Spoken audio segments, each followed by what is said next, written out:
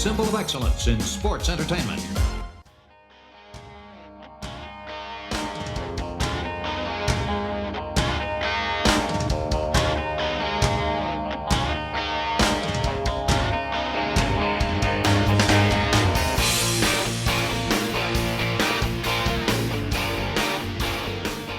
Hey, it's Conrad Thompson, and today we're having a conversation with the one and only Mr. Jim Johnston. How are you, Mr. Jim? I am doing well. Thank you. Thanks for having me. I just can't believe we're actually getting to chat with you. You are responsible for so many childhood memories for everyone listening to this. The way your music made us feel is beyond words, but I'm sure you probably hear that whenever you wander out into the wrestling space. Is that something you hear a lot?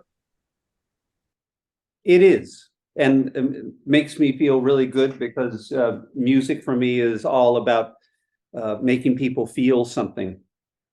That's its purpose, is to make you feel something, and it can be a happy feeling, sad feeling, healing feeling, dangerous feeling, but it's got to make you feel something. And there's so much music out there that is so much better produced than anything I could do, and it's perfect and sounds great, great singer, and it doesn't make you feel anything.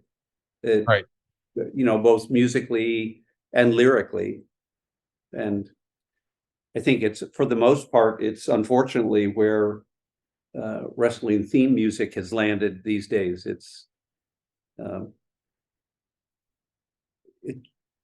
It doesn't make you feel anything. It doesn't have anything to do with the character anymore, which is, I think, an incredible lost opportunity. Well, when did you first show a passion for music, or what was your path to becoming a musician like? How did we get here? I think from early on. I don't remember a time of music not really affecting me.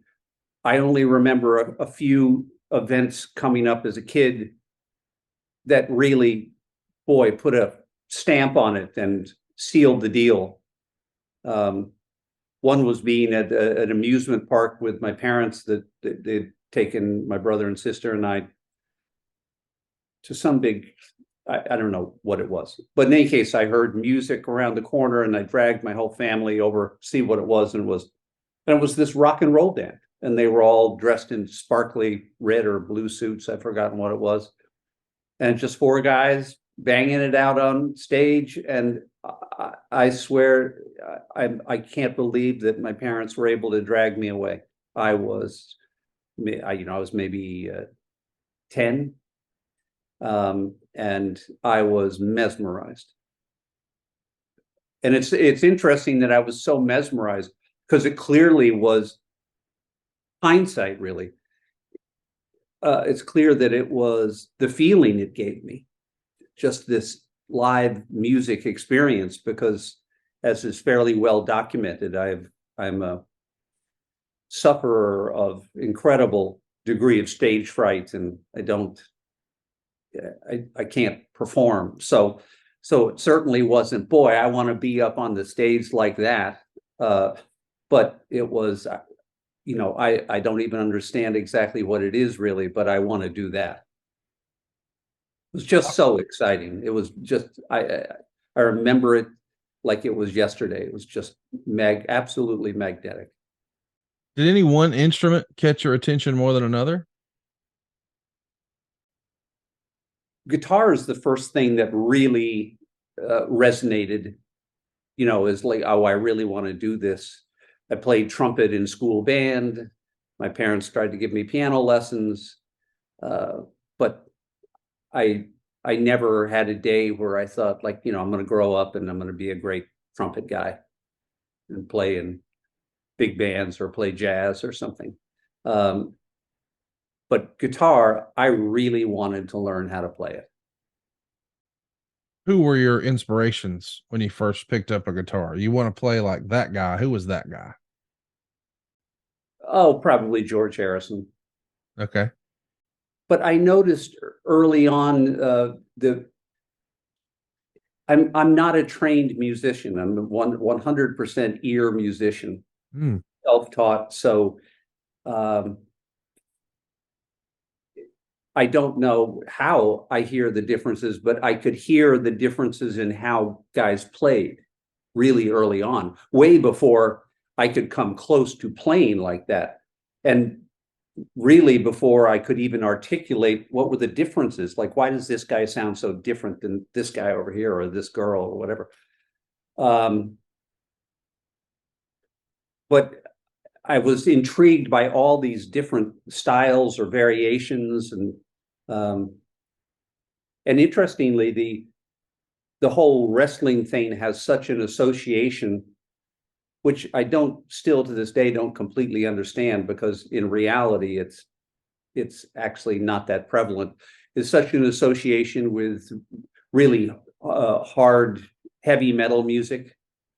And certainly when you look over my catalog, there's very little heavy metal music. Right. And I don't think heavy metal serves the whole theme genre very well, because heavy metal is one of the genres that tends to really sound alike from song to song. You can only get it sounding so different because it's such a style, both guitar wise, drumming, the recording sound of those instruments, and then the vocals, which are, very screamed, or I've forgotten what that technique is called, where it's thing where the guy sounds like he's yelling, but actually they're not yelling. They're basically sticking the microphone in their mouth, and it's all the breath that's happening on the microphone that gives it that texture. But one element of guitar playing, sorry, this is a long tangent to answering that question. The guitar playing in heavy metal music has been always my least favorite, because it's just endless notes and I mean, two things. It's one, I can't do it, and two, I don't want to learn how to do it. I would rather find a few good notes that really stick, like a good melody. So once you become fascinated with the guitar, you mentioned that you played trumpet in the school band. By the time you got to high school, were you thinking, hey, I might want to do this for a living? And what did you imagine that would look like? I guess I hadn't really tried that on seriously at that point.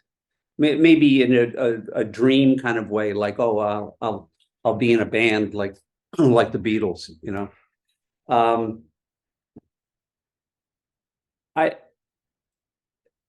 and probably not in a bad way, in a very supportive way. My dad was more of a kind of a straight, business job guy, and I think there was just a vibe and an energy that, you go to college and you go out and get a job and have a good career and start a family and, stay on the proven track. So it wasn't really until the end of college that I really came right up against making that decision that, like, hey, I really have to make a run at this, because I had been accepted to architectural school and thought I was going to go become an architect in commercial design. And I just couldn't do it. I just had to say, like, I tell my dad, I just can't do this. I've got to make a run at this music thing, which I did.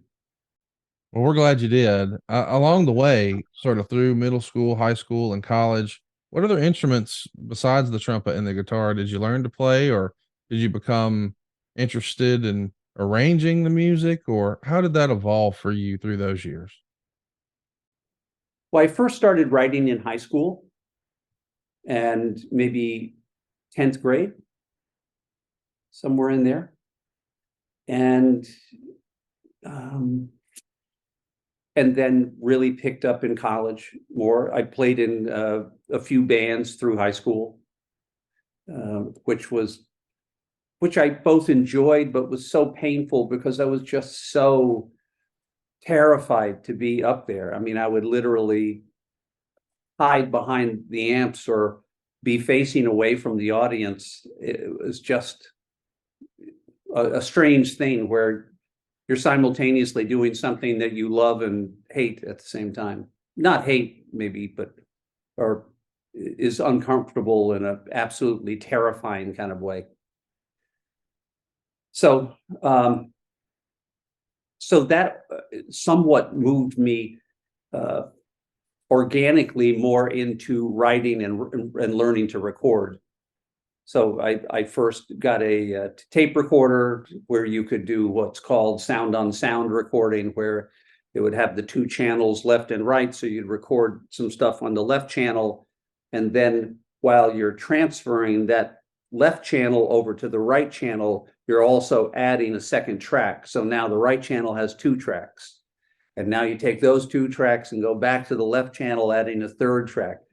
So it's a really interesting process and a great way to learn how to record, because you have to think ahead, because each time you do that transfer, whatever track you recorded first will start to slowly dissolve away in the electronics and get lost in the tape transfer. And you can only do, maybe 5 times before the amount of tape hiss build up and everything is you can't live with it anymore. But it was so exciting to be able to do that, and so it satisfied two elements for me. One is just the excitement of writing and recording my own music, but also being able to do music without standing up in front of an audience. When you were playing in the bands, were you doing a lot of cover songs before you started to write your own stuff, or did you start? These were just absolute complete cover bands, playing at dances and stuff like that. So once you sort of get through high school and college, and now you're faced with, do I pursue the career in music, or do I continue on the path to becoming an architect? Did you have a path in mind? Like, boy, my dream job in music would be. No, I didn't. Okay. And looking back, it was fairly foolish in that I didn't really have a plan, because over the years I've come to see the incredible value, or not just value, I think it's imperative, really, if you want to succeed at virtually anything, to have a goal, because without goals, we're just sort of wandering. I think I want to become, a doctor. Well, no, you really have to have a goal and a plan, and particularly if you're going into an occupation with real structures and like a doctor or a lawyer, anything like that, where it's a set plan. You do undergraduate college, and then you do medical school, and then you do an internship, and so you're never going to get through that unless you've got some sort of vision of the end game. And I had a vision of an end game of writing music, but boy, it probably would have been much easier on me if I'd had a more specific plan. I think it's, thank God, literally, I thank God it worked out for me, but I never pursued Vince or WWE. I wasn't even aware of them. So I never sent them a demo tape saying, hey, you guys really don't have music in your product now, and I have a cool idea to write, entrance themes. Like each one of these guys should have a theme when it comes out. It was pure happenstance that I got in the door there. I mean, absolute pure happenstance. And even more so, as I've said frequently, I've never been a pro wrestling fan. So, in a way, my lack of a goal in this regard kind of backfired in a good way for me. Did you have friends or family members who were wrestling fans, or were you totally unaware of the whole genre? Totally unaware, because at that time, just through the grapevine with other kids, or just through going through the very few, this is pre-cable TV, so there weren't that many channels on television, and inevitably you'd turn on the black and white station that had pro wrestling on. Right. And of course, every kid has that inevitable conversation with their dad about, this is so real. And dad's going, no, it's not. It's staged. No, you are completely wrong. This is real. And I had that conversation with my dad. But no, as far as latching onto it and knowing the guys' names or regularly watching programming, no, I was completely unaware. You said that when you came to work for WWE, it was almost through happenstance. Were you working at the time? What was your gig at the time when you first heard of this I was opportunity? doing all sorts of incidental music for a lot of the newer and popular cable stations, which were really blowing up at the time and growing and changing their format. And I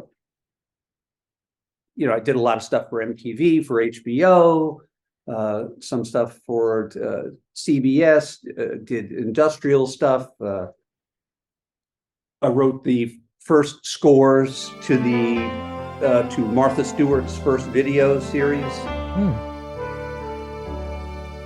I think the smartest thing I ever did was just deciding I want to write music. And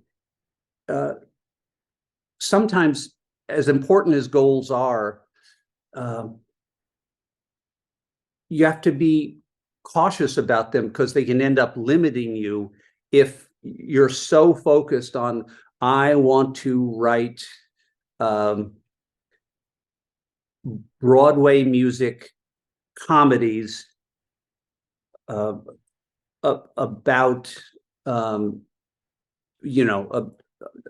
about whatever, I don't, about some specific thing. Just keep narrowing it down until you're going to make it so hard on yourself, because you're shooting for an incredibly small target. And I always seem to, thank God, get that if you're going to do a career, particularly like music, you've got to let the opportunities kind of lead the way a little bit, is that you put yourself out there and you be open to anything.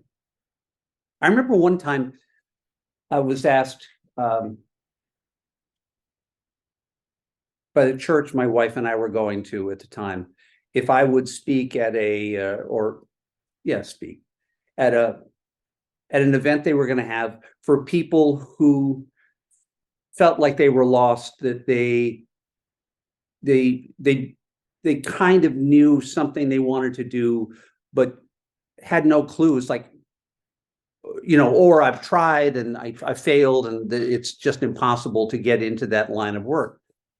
And across the board, Conrad, I was so impressed with how self-defeating. It wasn't surprising they were all there, because they were so self-defeating, in that I remember one woman talking about, I would always ask them, what's the magic wand thing? What do if you could do whatever you want to do, and you knew you're going to get the job, you knew the salary is going to be enough to support however you want your lifestyle to be. So take all those things off the table. It's going to work out. What do you want to do? I found that most of the people you really had to pull it out of them. They didn't really know. They kind of knew. And the people who knew were so like I want to, this one lady I spoke with, uh, loved to cook. And, but, you know, and then came the litany of reasons why it's not working out. I was like, oh, well, you know, either I'm going to have to go to culinary school and I can't afford to do that, and I don't have the time to do that. And, or, you know, I'm going to work as an apprentice, and all I'm going to do is end up being a short order cook. And that's not what I want to do. And I just opened the idea to her. It's like, well, wait a second, you know, every human being on the globe currently is a potential customer for you, because we all need to eat. So Yeah. let's start there. So your customer base right now is every human being on earth. All right. So maybe it's a little bit broader in terms of opportunity here than being a short order cook. Is like, well, you could, yes, be a cook, and maybe that is that you have to do a short order cook thing for a while, an apprentice there, and you work your way up the ladder.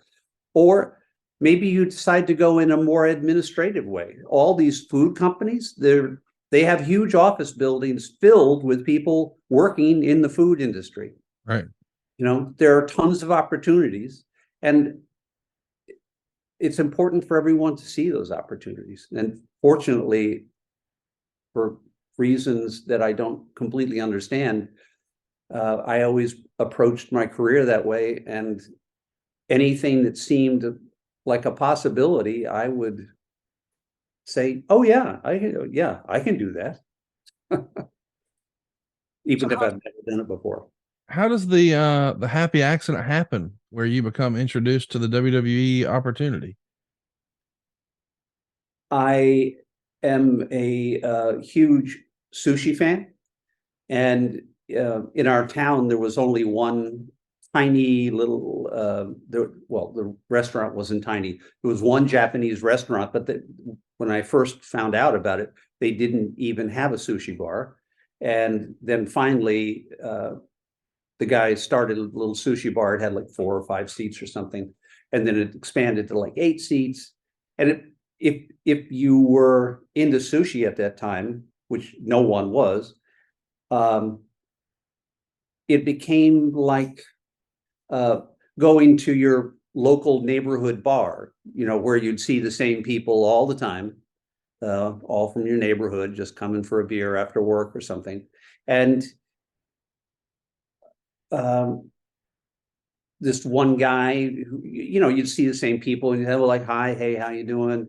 And this one guy that we chatted occasionally, and then he came in one night and he asked me, he was like, "Didn't you say you write music or something like that?" And he explained that his boss had asked him to prepare a video for a cable TV conference, and he could probably find a way.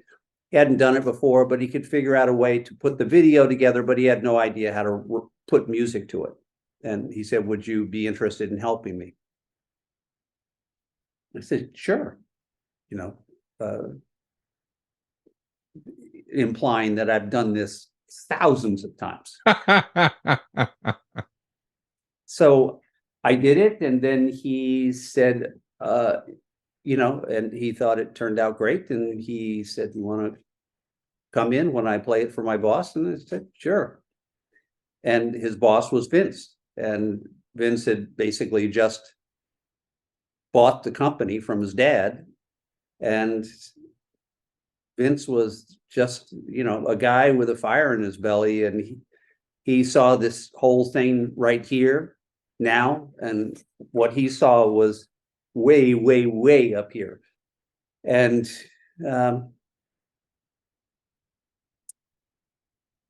so we met, and Vince and I completely hit it off, and he was asking me, "What else do you do?" And I'll say, "I'll basically do anything you need." And so then I think I started off writing just, you know, some bumpers and stuff for him, and then I think a WrestleMania theme, and then a theme for someone, but I don't even remember who. And So I started coming up with these theme ideas for guys, and I would play them for them, and it just built from there. And it quickly became a 24/7, 365 job. What year was this where you first worked on that music for that video? 1985, I think. Oh, wow. Okay. Do you remember what video you were putting the music to originally, like the one that got you the meeting with Vince? Do you have any recollection of that one? Oh, it was a crappy little video for the cable TV. Syndication stuff. Yeah, Nappy. Oh, okay. I got you. And it was, I think it was the first time that Vince had ever, well, Vince just took over the company. So, so yeah, I think it was the first time they ever presented. And I think it's because Vince saw such an opportunity in the whole cable TV world. Do you happen to remember if this is before or after the first WrestleMania? Because that would have been the end of March '85. I think this was right then. Okay. Yeah.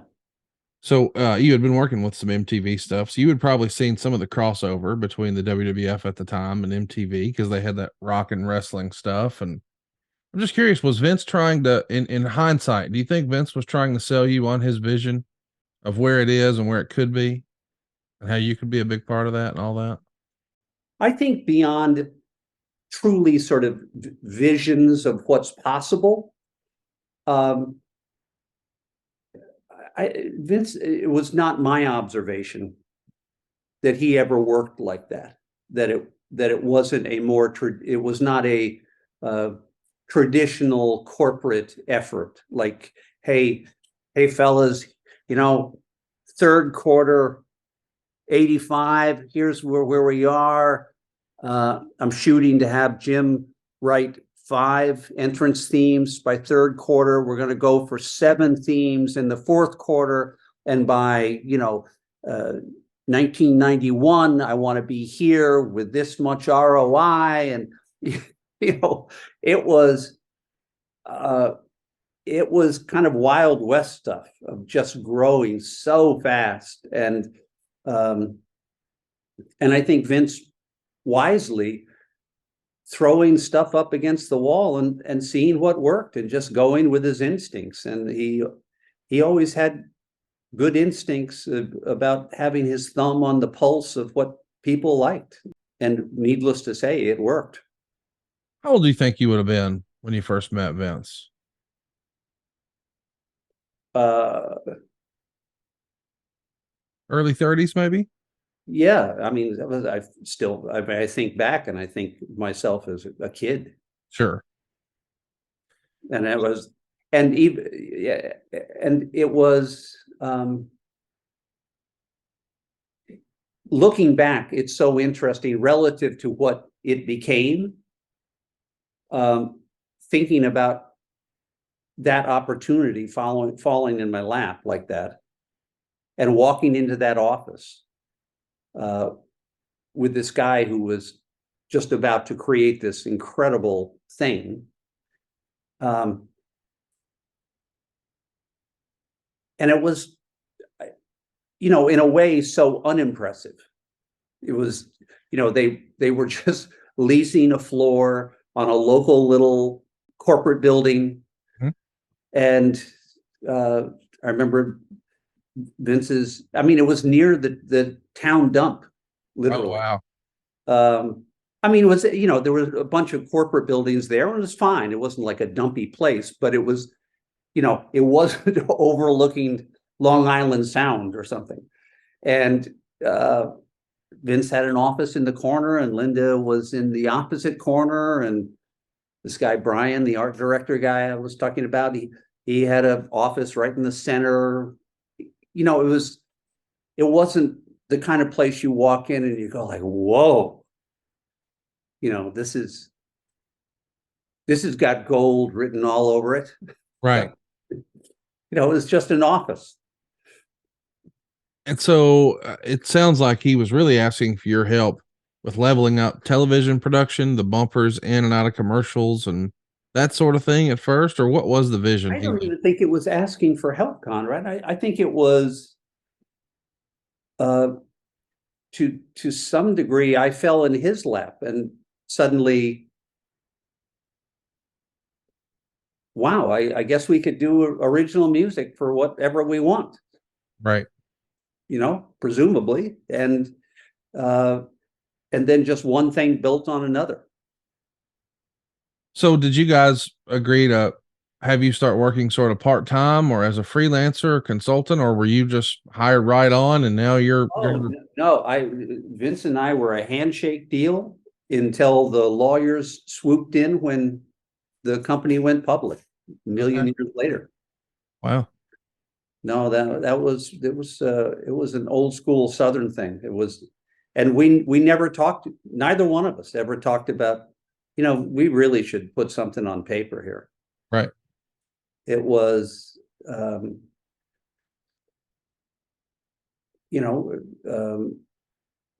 was pretty simple and straightforward, and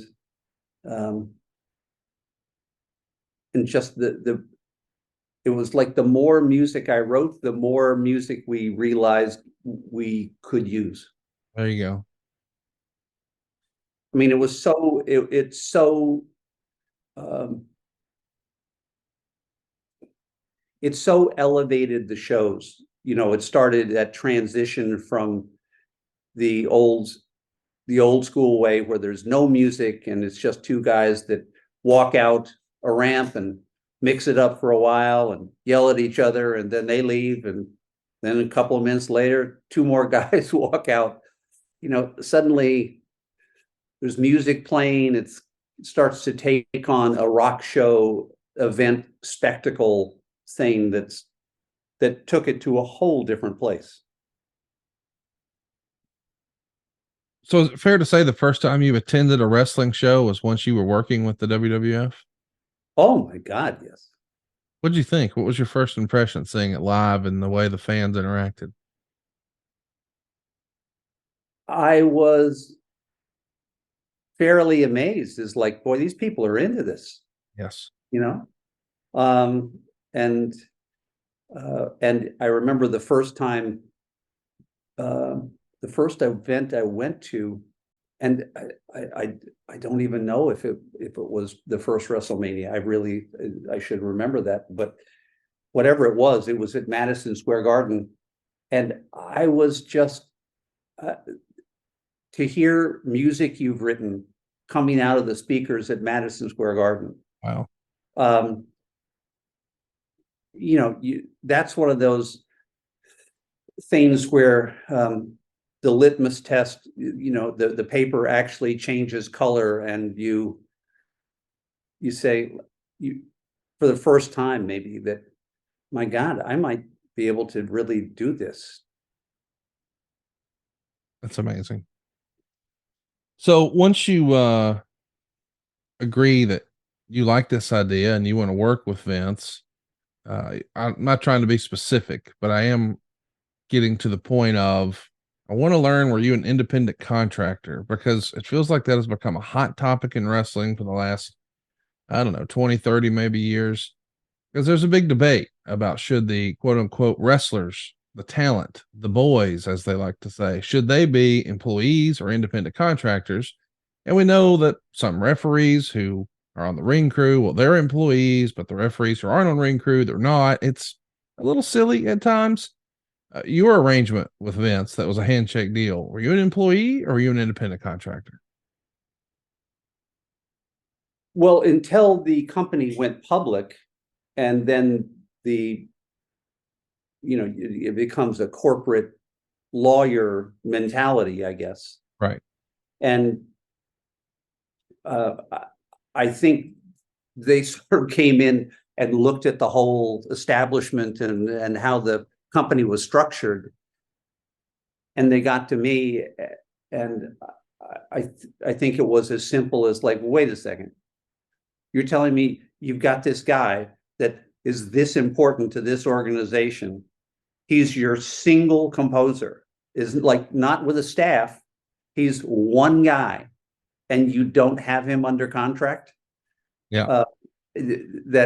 That I think they found that confounding. So, but before that, there was never a contract. I mean, there were pieces of paper that, so yeah, I was as independent as you could get. I mean, Vince could have said at any given second, I don't want you to write any more music. Right. Well, I asked because I have to admit I'm a novice in the music world, and you obviously are not. So I'm trying to learn, because I've heard conversations about publishing rights and It's songwriting credits. the music business is unfortunately the music business. I'd love to say differently, but it's a pretty slimy business. And in many regards, unfortunately, it's gotten disappointingly worse. The basic breakdown is that every composition, whether it be a song or a symphony, an opera, doesn't matter what it is, has two components: the composition, the person who wrote it, and the publisher. And all of the strength, naturally, or the power in the industry is not with the artist over here who composed it, it's with the publisher. So as an example, my deal was a very traditional one, really, which is I would keep my writer's share, it's called, because I was the composer, and WWE would be the publisher. And that's a 50-50 thing in terms of both legal ownership of royalty splits. So if $100 in royalties comes in, I get $50, they get $50. And yet, if Ford Motor Company came to them and said, we'd like to use Stone Cold Steve Austin's theme for a truck commercial, I could say, great idea, do it. And if they said, no, doesn't sound like a good idea, it's a dead deal. Wow. And if they said, yes, let's do it, and I said, no, I'm pretty sure that that it gets done. And this is, and I want to be clear. This, I'm just using me and WWE as an example. Hypothetical. This is what it is across the industry. Right. That's why you hear these publishing catalogs, like, people buying the Beatles publishing catalog, or that's what they're buying, is the publishing part of it. It's going for, staggering amounts of money, is because big catalogs like that produce a lot of income. And they're, some of them are fairly evergreen. Right. Like Beatles catalog is evergreen. It'll keep producing for a long, long time. So, but that has disintegrated, unfortunately, into things that, at least in my opinion, are very uncool, where performers who don't write their own material will reach out to songwriters. But the bottom line is, what happens is they walk into a room and maybe change a word of one line, and suddenly they're a 50% co-writer of the song. And the bigger the star is, the performer, they have the power to just basically say, well, if you don't like the deal, then no problem, I won't record your song. So I don't know, I'm a little bit, Conrad, old school on that stuff, and I believe that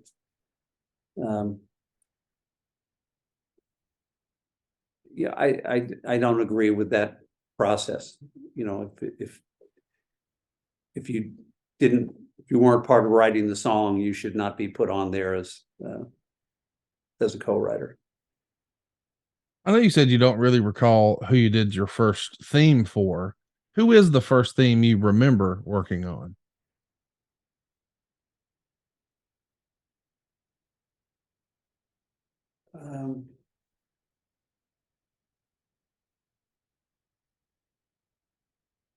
You know, it's amazing. I honestly don't know. There just been so many themes, Sure. particularly early on. There was this very accelerated time of going from no themes to trying a few themes, and they really worked. So now it's like, how fast can we get themes to people? And of course, in the beginning, only baby faces, the good guys, for people who, I can't imagine there's anyone watching your podcast who doesn't know that term, but only baby faces got themes. Heels did not get themes. Right. That was almost like, so if you didn't have a theme after, you know, a while of my being there, you know, within a couple, 2-3 years, if you didn't have a theme, it meant that you're a heel, or you're a jobber, or you're not very popular, or you know, not popular, but you haven't broken through into that upper echelon. Right. You know, a theme was sort of a clarification that you're a player now. I know when you're there, Saturday night's main event is going to start to gain a lot of steam. Did you have any interaction with working with the NBC folks about the way that show would sound or look and feel? No, boy, you get into the network world, and I mean, they still used all the themes I wrote, Right. but no, I didn't have any say whatsoever in, you know, coming up with a different idea or suggesting things differently. We know Coliseum home video is going to become a thing and a new revenue line item for Vince. Was that something you were a big part of as well? The music for all those tapes? I have music on them. I don't even know what's about to happen with Coliseum. Well, I don't know. I just know that it's going to become, you know, as WrestleMania expands and really explodes as a brand, all of a sudden there's a bigger demand in the video rental market and the home cassette purchases and all that stuff. And we know Vince had an appetite for movies. He would go on to do No Holds Barred.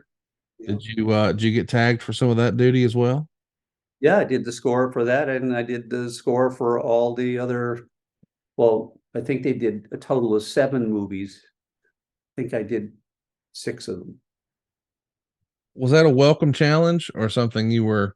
Oh, I loved it. I wish the movies were better. What's that smell?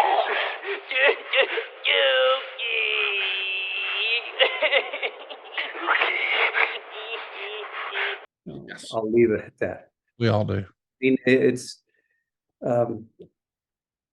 I thought they were I thought Legendary was close, but I don't know. This is just personal opinion. I would have done it differently, of trying to really treat it like a separate division where it's different than this. Right. And you know, I think a model that would have been more successful would have been to have real actors be the lead, but then to sprinkle in some WWE talent into important supporting roles. And I think that would have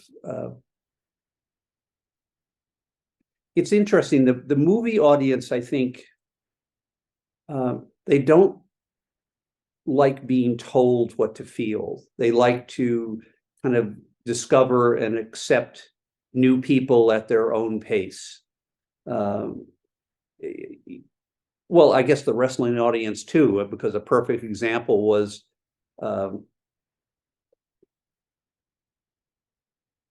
it happened to The Rock, it happened to Roman Reigns, is when they both first appeared, they were sort of shoved down the audience throat of like, this is the future of wrestling. And even though that turned out to be accurate, I think it's important to respect your audience and let them come to that conclusion. Let them be the first one to actually say out loud is like, oh, this Rock guy, I really like him. I think he might have a real run going here. You know, it's just, I don't know, Conrad, it's like writing songs. If you can't write it, you can't tell the listener you can't tell them what you want them to feel. Right. And you have to leave room in the song for them and their life. If you make it too personal, it's just that, it's too personal. It's a song about Jim and what he did today. And if it's too literal about me and my life and my feelings, there's no room for you to imagine. It's like, oh yeah, I felt, yeah, my girl broke up with me too once, I remember, and boy, that really hurt. So I feel just like this guy did. But it's important not to shove things down people's throat. Right. It's really important, I think, to let people feel it and come to those feelings organically. So bottom line, I think the movies were a little too WWE'd, and it would have been nice if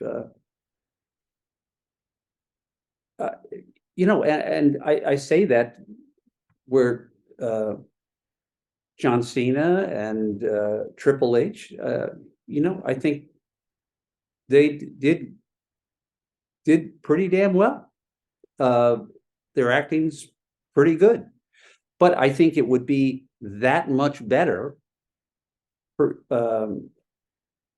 if they were acting with pros, at least in the beginning.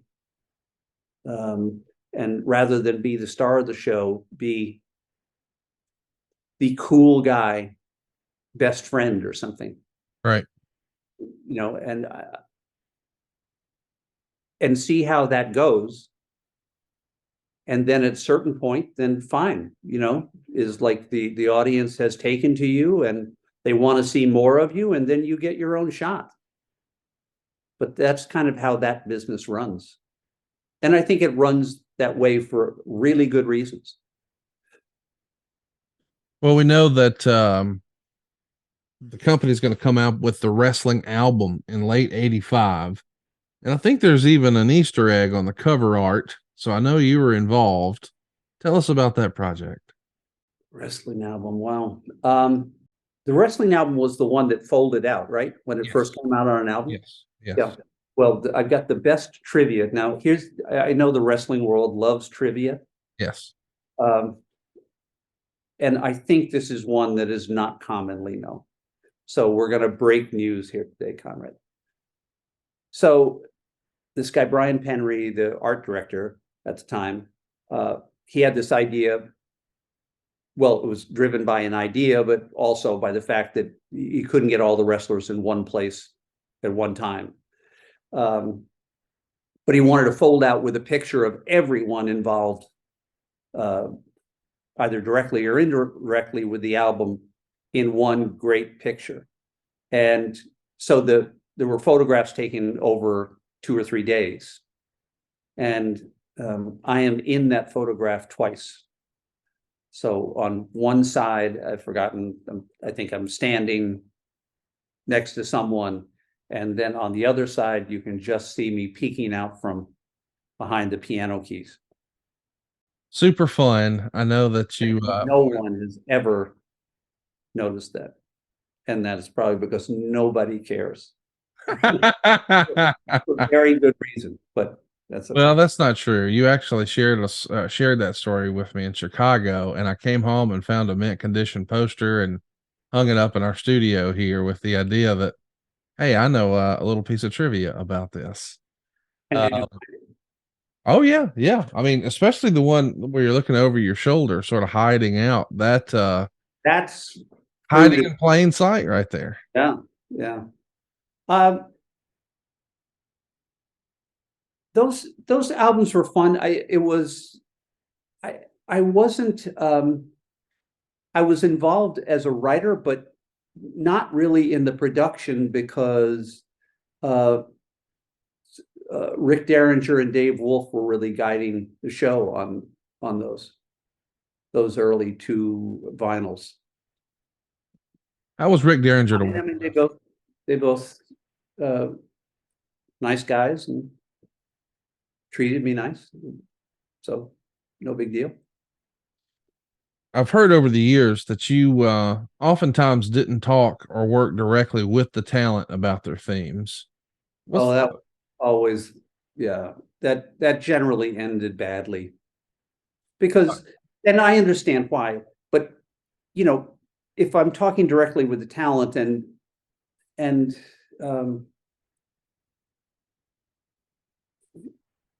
they would always give me music they'd like to listen to in their car or like to work out to, but that really has nothing whatsoever to do with what their entrance theme should be. Right. You know, it'd be like I don't know, it'd be like John Williams going to Macaulay Culkin before Home Alone and say like, gee, you know, what kind of music do you listen to? Right. Or what kind of music do your parents listen to at home or something? And then saying like, oh, good. Well, I'll do stuff like that for the score of the movie. It's like, no, the two things have nothing to do with one another. Right. Remember, oh my God, Yokozuna. Yep. He got me on the phone one day because he wanted to change his theme. And I said, well, you know, sort of caught a little bit off guard for sure, but said, well, what, you know, it certainly seems to be working, your whole character and the theme and everything else. What were you thinking? Well, I'd like a hip hop theme. And I said, well, you know, I don't think that really is a perfect match for your character. And he said, and his rationale was like, well, but I'm from LA. So, you know, I get it that he liked to listen to hip hop. And so he thought that would be fun, a good direction for him, but it's, you know, I think the great example there, even though I didn't write his theme, is Shawn Michael. I mean, I'm sure Shawn is not listening to his theme in his car or when he works out. No. And yet, you know, that's the goose that laid the golden egg. I mean, that's your theme. It's serving a different purpose in your life. So since you're not working with the talent to develop these themes, what was your process? The process was getting whatever information I could, which was generally not a lot. Ideally, it would be a little bit of footage, so I could see, just sort of vibe off the person. I swear, Conrad, it's such a, you know, I've been asked this before, and I give answers that are they're truthful and they're legitimate and it's accurate. That I like to see how the person walks down the ramp because I just like to get their tempo of like what are what's their tempo. But I'm telling you, I can't explain it because it's absolutely just an organic. I sort of see the guy, I get the basic description of he's 5'5", quick and wiry, or he's 6'10" and a killing machine. And I start playing, piano or guitar, and until something sounds like that guy to me. It's basically a very mysterious process. You're going off your gut feeling most of all, right? Excuse me? You're sort of using your gut feeling for a lot of Oh it. my God. 100%. Yeah. So Yeah. And sometimes when you think about it too much, it becomes you mislead yourself because you're thinking with your head, and I think it's a heart arrangement here, really. And I think that's another reason why the whole new modern era of theme music is I think pretty awful, or it's certainly homogenous and very generic. And it's because it just feels like it's thought out. It's like, okay, this guy is hard hitting, so hard hitting drums. Okay. So, and I don't, it doesn't make you feel anything. So this process, we've heard from Bruce before that a lot of times guys would get tape from Howard Finkel. Would Howard send you footage of the guy, and would someone from creative services or Howard or Pat, or who would have told you, here's sort of the gist of this guy and his character, and oh, here's some stuff to watch and take a look and just get a feel?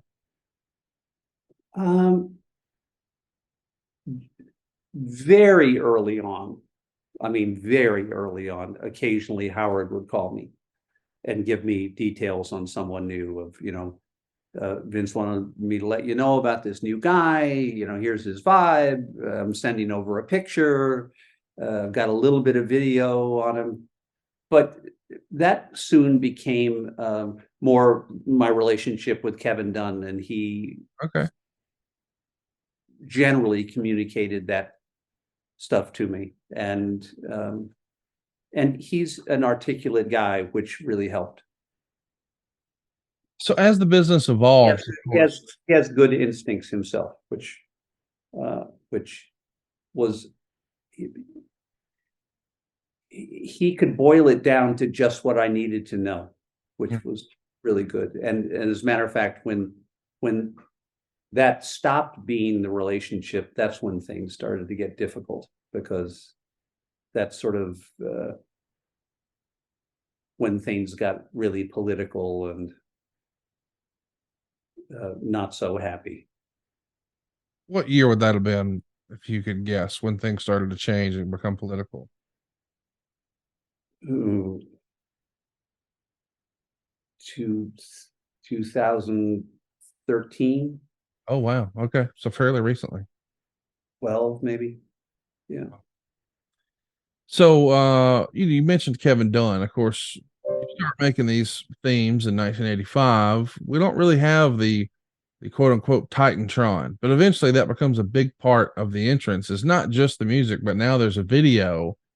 Would Dunn and his crew make a video that's sort of like, hey, here's what we're thinking for this guy, or would they get the music from you and then make the video around that, or what's the thinking there? What's that process like? I think different. I wasn't part of creating those videos at all. Right. So, but my impression was that every producer had a different way of working. I think some producers like to just get images in their head, and then maybe at the end of the day they'll end up cutting them to tempo, to the music. And some producers always like to have the music first and they cut to that. They want to see right up front what images seem to work to the music. Yeah, that was a good idea, because it helps. Everything about pro wrestling is about story and feeling. Yes. It has nothing to do with wrestling. I believe that wrestling itself is the weak link in pro wrestling. Is what made it gigantic were storylines, character, music and vibe, and the magic of that, getting it out of the literal and making it emotional. And it's like a live movie, really. And just like in a movie, if you don't care about the hero, if you don't like, if you don't care if Indiana Jones lives or dies, you're never going to enjoy those movies. Right. It's like you have to be emotionally into that and care whether he's going to be able to save the day, or else it's all just meaningless. And it seems that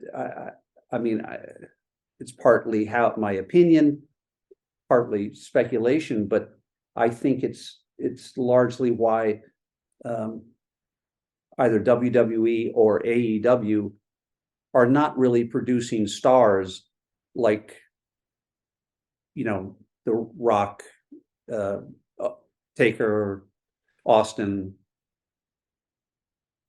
because guys can't break out. Right. There's not the support function that would allow these guys to break out. And as I'll give you as an example, and was Austin, who was he wrestled for a long time Yes. he was with WCW, right? Mm-hmm. And then he came to WWE, and he got this sort of crappy ringmaster gimmick, which kind of meant nothing. And I remember having difficulty coming up. Well, that was a pretty mediocre theme, to say the least. But I had difficulty coming up with a mediocre theme because the ringmaster was he's a guy, he's a wrestler. What's the storyline here? But then fast forward to this time when basically he gets so angry with being bypassed all these years, when he truly believes in himself, and that anger comes out, and it creates, in an organic, natural, and truthful way, the character that is Stone Cold Steve Austin. And gee, what a surprise. That's when people start to care about him. Is now there's room for me in the story. It's like, yeah, I want to tell my boss to go screw himself too. Yes, I want to go over to that guy and knock him right in the face. And that's what Austin did. And he lived out basically all those horrible thoughts that we all have for us. But in so doing, he became a spokesman for our feelings. Yeah. So that's why we care. When you have an iconic theme like the one you created for Stone Cold, eventually we would see different versions of that same song. Why the evolution of a theme if it seemingly works so well with a character? I think there's a natural human element there that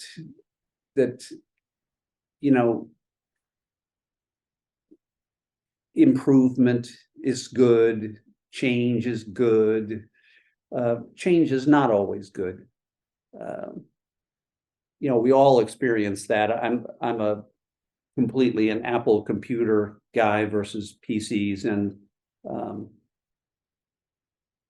over the years, they'll come out with a new operating system where it just seems like this is just engineers changing stuff to change stuff. Right. And it's not as good as the way it was before. It definitely worked better before. So there's some of that. And then there's some legitimate elements where,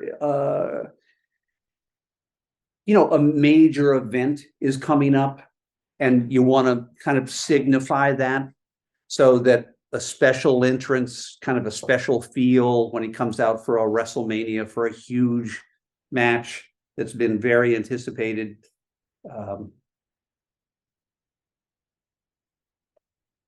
You want to do something special for it.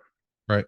So sometimes that would just be that one-off special version, and then sometimes that would stick.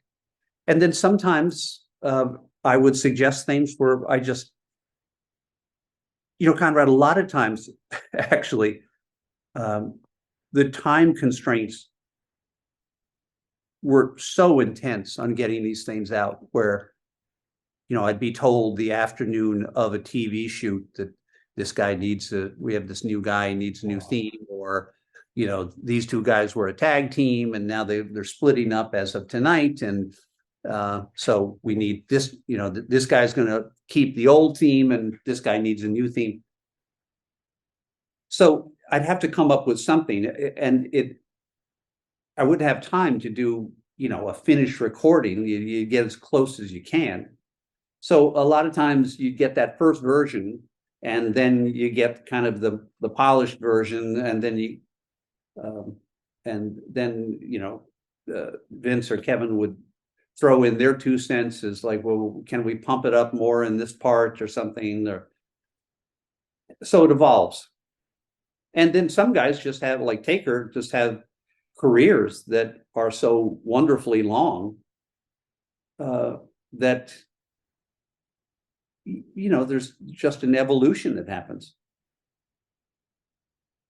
You mentioned not having a lot of time to come up with a theme, and it always made me wonder, did you just have like some mostly done themes just ready just in case? Like if I have a character who Never. Nothing. Never. Wow. The closest thing to that is occasionally I had a song I'd just written for myself. Okay. That something comes up and I say like, well, that song would be perfect for this. Right. You mentioned there was My Baby Tonight is that way. Hakushi's that way. I'm gonna have to punch someone tonight's that way.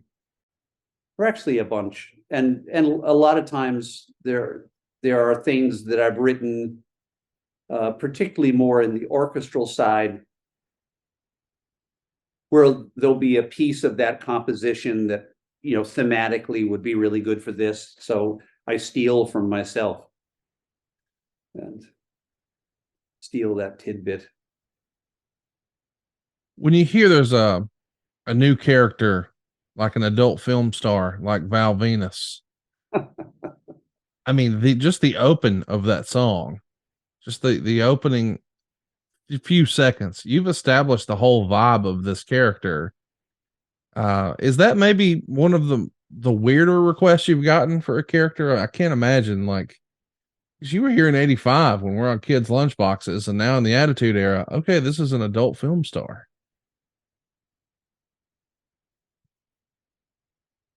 Well, first of all, wasn't that always only implied with Val? Or did it ever, I've forgotten, did it ever come out that truly was what he was? I thought it was just kind of an obvious implication without actually verification. I mean, they did talk about his new movie, and he did have Jenna Jameson in the vignette. Oh, that's right. They did. Yeah, I remember that video. Yeah. Yeah. I guess that was a step beyond implication. Your opening notes in that song, though, like you get it right away. And I just think you nailed it, pardon the pun. And I can't wrap my head around how you're able to just dial that in as well as you can, because that seems like, given your history and all the crazy themes you've had to do over the years, that one feels so out of left field, but you nail it. Well, thank you. But there's a lot of left field stuff. Yeah. Mixed in there. It's which I loved doing. Again, going back to the mystery of the process, I don't understand it. I don't understand, how I was able to do a Punjabi pop song. I don't. Or the Undertaker. Like, what could the note have been from The Office? Hey, we've got a dead guy. Make a dead guy. Really, really hard because, yeah, we have a dead guy. He's a huge guy. He's like, 6'10" or something,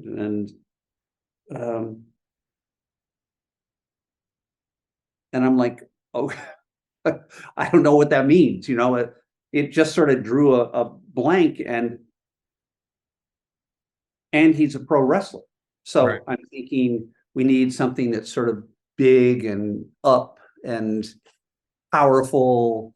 And I tried a bunch of stuff, with a beat and kind of rock stuff, and just it didn't feel right at all. And then one day I was just playing piano and came up with this little children's theme. And it just sort of showed up, and it seemed it seemed right. So I first wrote it.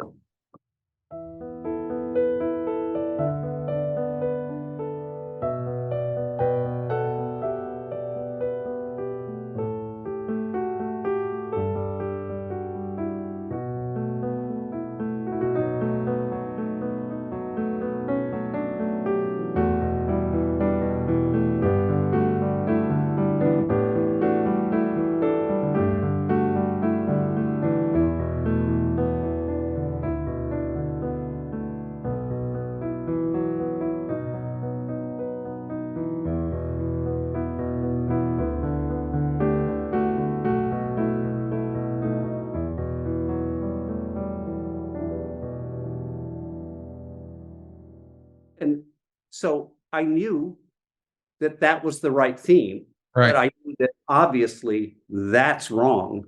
That's not going to work. The guy's 7 feet tall in black leather. You're not going to come out to that. So give me a second here. So, well, I'll give you an approximation of, you take that and then just move it emotionally to a different world. And so you get, sorry.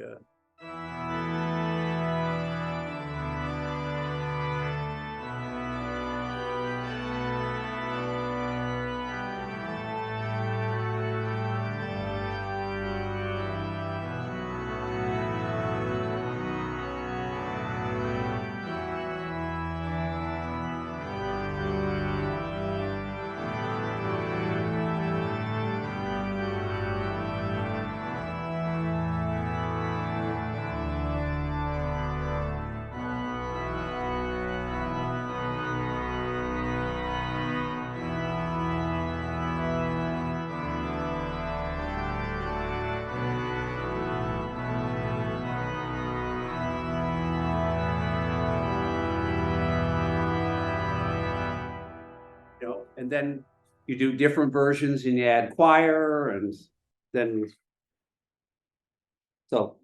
You're off to the races, man. That was amazing. But I mean, it's a mysterious voyage of discovery. So strange.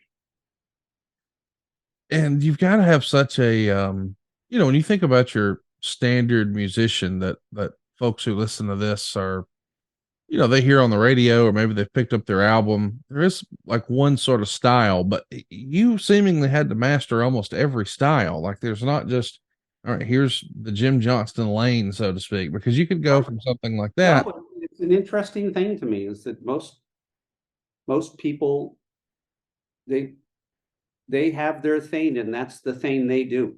Yes. And it's been interesting over the years, Conrad, too, in that spirit that I've worked with people in the studio, like where I have to get a studio musician in or a singer, and you try to push them into sort of a different thing than they basically do. You can't do it. And I know that sounds, I don't know, critical or snotty or arrogant or something like that. And I certainly don't mean it like that, because I feel so fortunate that I seem to be able to do this. But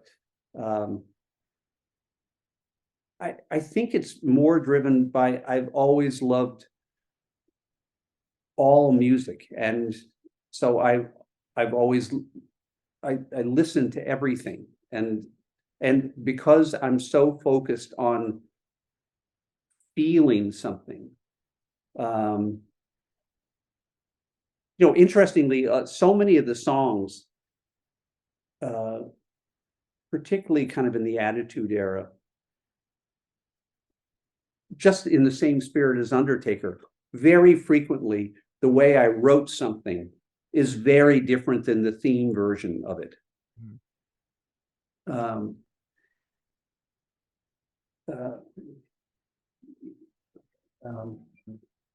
Give me an example. What's an example?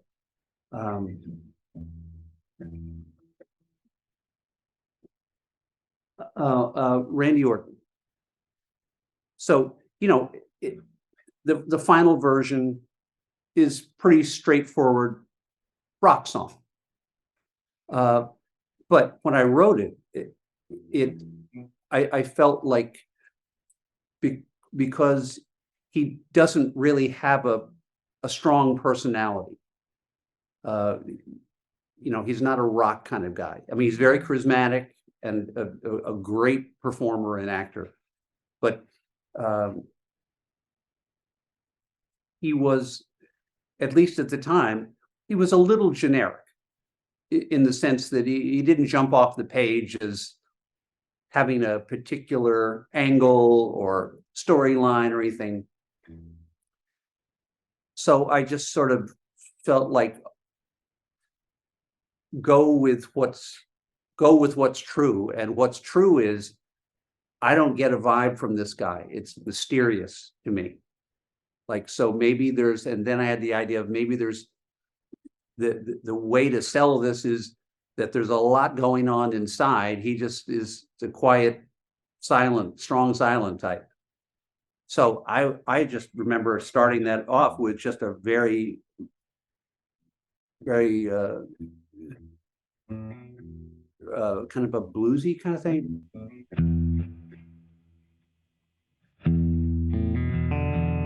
Got your rules and your religion, all designed to keep you safe.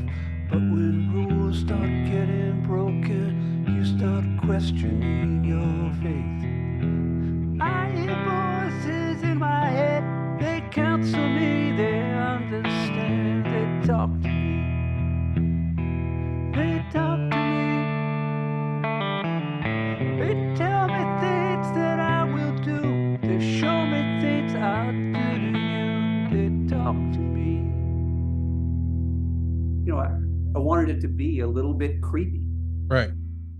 That's what it felt like to me, is dark, mysterious, creepy.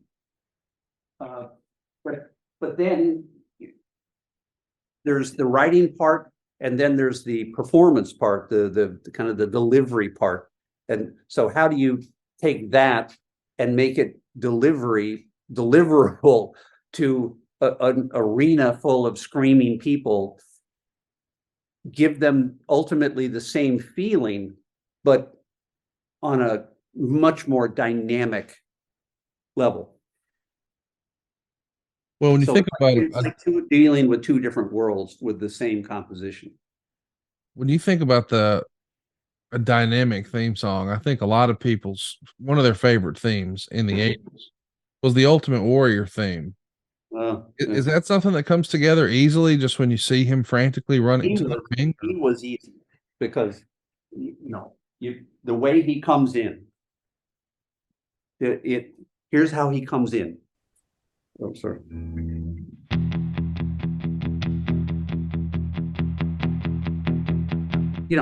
That's him coming in.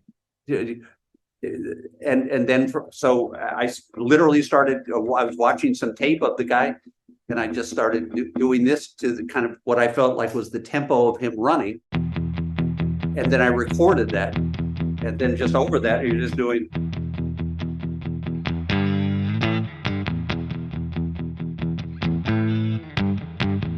It's so simple, but that's what felt like him to me.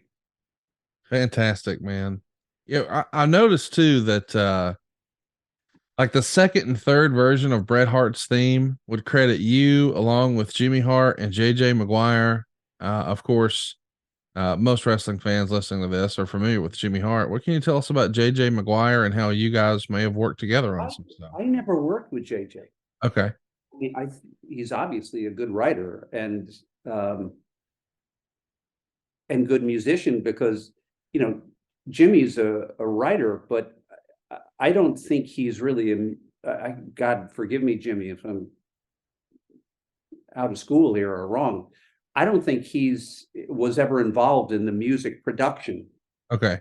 He was kind of like the idea guy, and had a great voice, has a great voice. No, I never worked with those guys. We never, we did some stuff indirectly, like we did that song together. It was like for Randy and Elizabeth's wedding, I think it was. Mm-hmm. They had written sort of the verse bulk of the song, and then I produced it and recorded it, and wrote a whole center section, and but unfortunately we never had a chance to try that in the same room together, just sitting down and try writing a song. But that's never been my strong suit, really. I've always worked alone in my studio, because if there are other people there, I'll just clam up. It's horrible. It's basically just a different version of the stage fright thing, where I believe when you're working in the studio, you have to be comfortable enough to try really weird stuff. You have just a stupid idea. You're working on a hard rock song, and I need to be free to say, like, well, what if I used 6 clarinets instead of the lead guitar solo? If you're I feel that if I'm in a room with other people and I suggest that, I'm going to get laughed out of the room, or just time is going to get wasted, because I think that's why bands have such a difficult time, is most bands have the one guy who's the genius guy, who's the writer. Well, not many have a genius guy, but the writer guy, and the other guys are kind of his friends from high school. Okay. How, they're not writers, they're not producers, they're okay, they play bass. Joe's a good drummer. But I think the breakdown in bands is they have some success. The three guys who aren't that deeply gifted from a compositional standpoint, everyone's starting to think they should go out and do their solo careers. The other guys want to start having more say as to what's going on. And now it becomes competitive, and you're in the studio, and what used to be a great collaborative sharing thing now becomes a competition. And the guy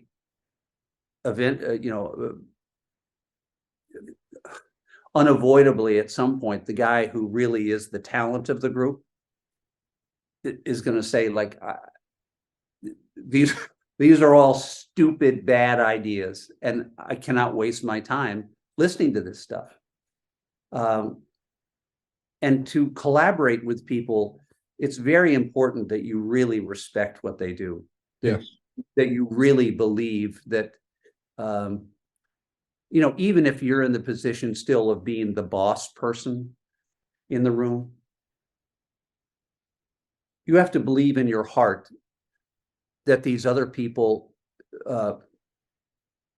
might have a better idea than you and might make the project better.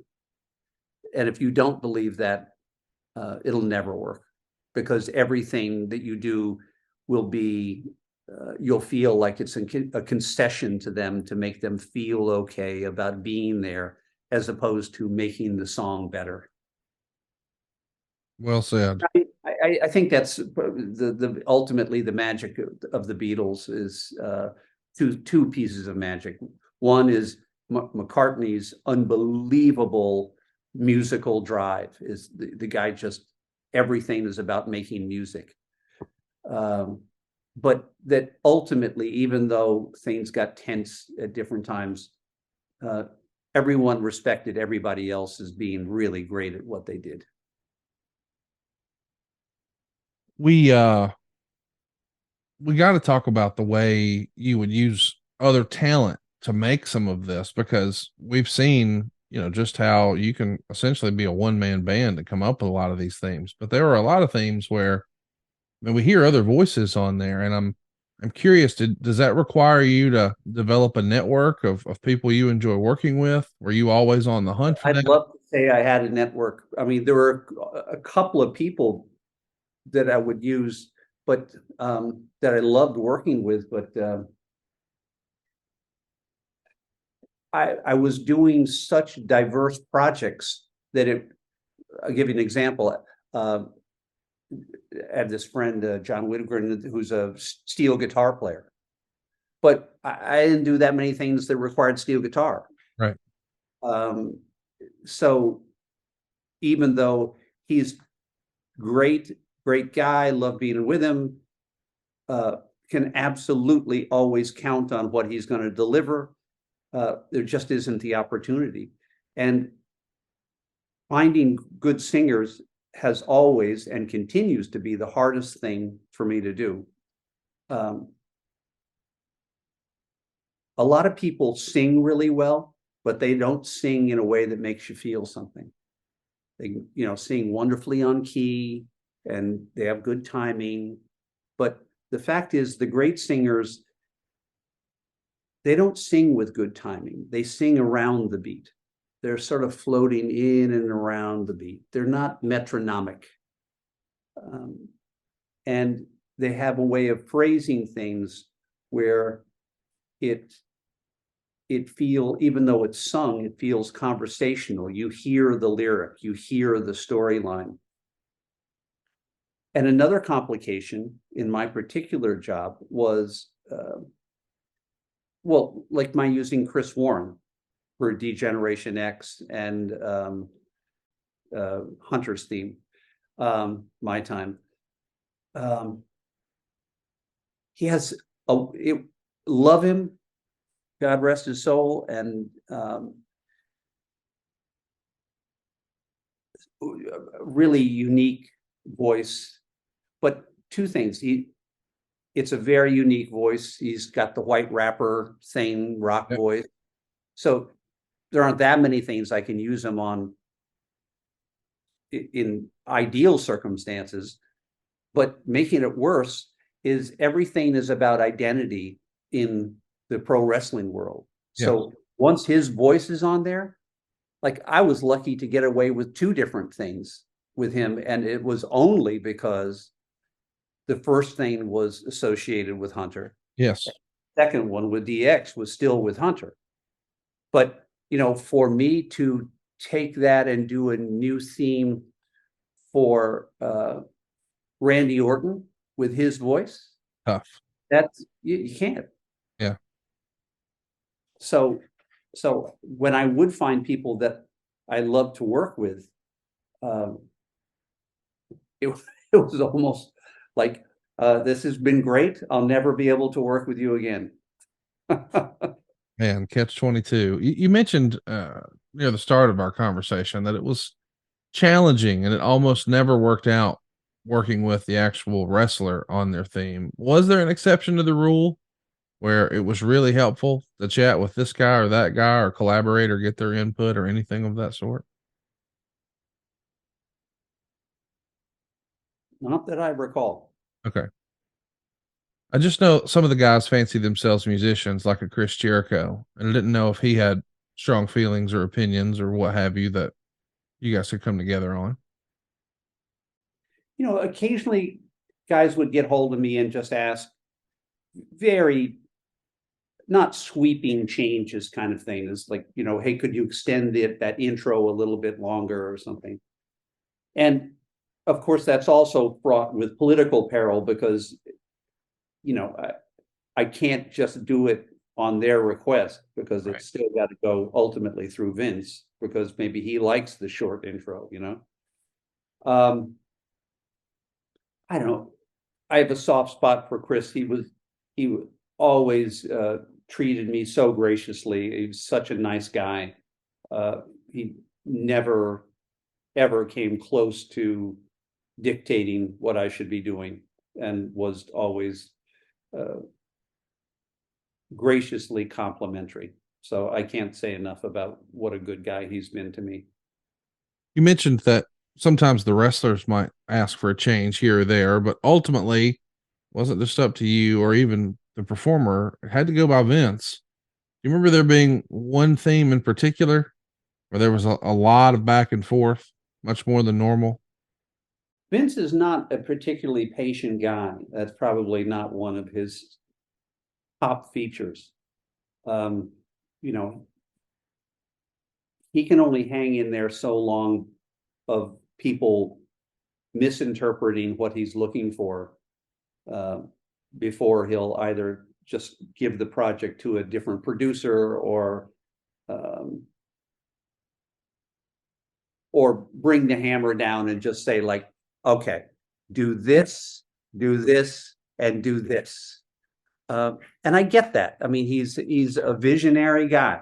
And if you're a visionary guy, you know, you set yourself up for everyone saying you're a maniac. I mean, I saw that with Martha Stewart when I worked for her, you know, and it's even worse if you're a woman because now you're not just a egotistical maniac, you're a complete bitch. Yes. Takes on a whole different specter of criticism. And I wasn't around her a lot, but I could just feel that this is a woman who just knows exactly what she wants, and she's better at it than virtually anybody else. And so why waste time when you know someone is going the wrong direction? Right. You try to be patient and work with them and nudge them where you want them to go. But it doesn't surprise me when people like that lose their minds and just say, like, enough. This is not where I want to go. You keep giving me ideas when I keep telling you I don't want to go there. So fortunately, I don't ever I don't recall ever getting to that place with Vince we always had a largely very positive rapport. And something I admired most about him was that despite his reputation, I always found him incredibly creatively open. You know, he liked to be respected, which I'm cool with. Like if he asked me, you know, got a new guy coming in, he needs a upbeat, you know, rock thing, is what I'm thinking. Is, oh, okay, I work up a little, you know, my closest guess at what he is hearing. But if I have a different idea that's completely left field, I'll work that up too. And then when I meet with him, I'll say, here's basically the thing you asked for, but I had an idea that I think is a little left field, but I think works better. And I got to tell you, when I would do that, I think he went for left field, I'm going to guess 90% of the time. Wow. He trusted your instinct. Well, that'd be nice to think. I don't think it's so much well, I think he did trust my instincts, but it was, I think, less about that than just the simplicity of like, wow. I mean, I remember him saying numerous times, it's like, wow, I never, you know, would have thought that for this guy, but it works. And I think that's ultimately, my dad was a very big believer in getting into my head is don't listen so much to what people say, watch what they do. And in this regard, Vince had no difficulty putting what he thought was the right solution aside for somebody else's solution. And I think that's not only a brave thing to do, it's difficult for most people because most people get very tied in a very defensive way to their own ideas and aren't, they may say they're open to new ideas, but the fact is they're not very open to new ideas. Or at least that's my experience with most people.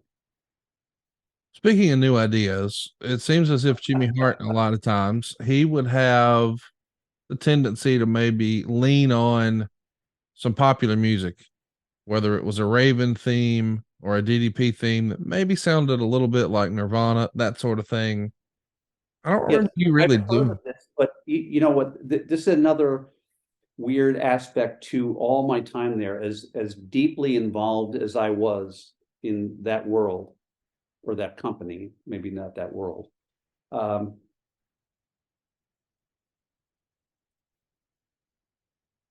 And maybe Conrad, it was because I was just generally so busy and so consumed with what I was trying to get done or needed to get done that I just didn't get involved in stuff like that. I mean, Right. I heard that, but generally speaking, I was unfamiliar with the song that was being, you know, ripped off or imitated or whatever the case. And, you know, I heard that. I remember one thing that, you know, obviously this is inspired by this track. There's, you know, it's not a mystery. Right. And I'm, so, you know, fine.